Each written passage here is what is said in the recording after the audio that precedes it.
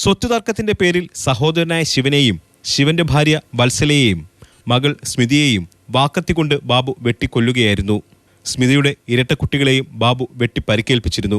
2018 ഫെബ്രുവരി 12 നടന്ന സംഭവത്തിൽ ബാബു കുറ്റക്കാരനാണെന്ന് എറണാകുളം അഡീഷണൽ ജില്ലാ സെഷൻസ് കോടതി ജഡ്ജി കെ സോമൻ കഴിഞ്ഞ ദിവസം വിധിച്ചിരുന്നു.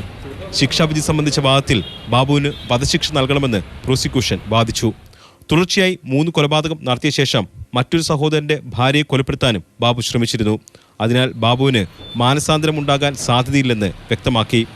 അതേസമയം ശിക്ഷ ലഘൂകരണ സാധ്യത പരിഗണിക്കണമെന്ന് പ്രതിഭാഗം വാദിച്ചു. കൊലപാതകം നടക്കുന്നതിന് മുൻപ് പ്രതി ഒരു ക്രിമിനൽ കേസിലും ഉൾപ്പെട്ടിരുന്നില്ല.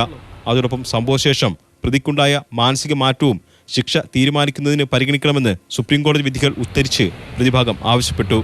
ഇതിന്റെ അടിസ്ഥാനത്തിൽ പ്രതിയുടെ ജയിലിലെ പെരുമാറ്റം, മാനസാന്തരമുണ്ടാകാനുള്ള സാധ്യത എന്നിവയെക്കുറിച്ച് റിപ്പോർട്ട് സമർപ്പിക്കാൻ ജില്ലാ ജയിൽ സൂപ്രണ്ടിനോട് കോടതി നിർദ്ദേശിച്ചു.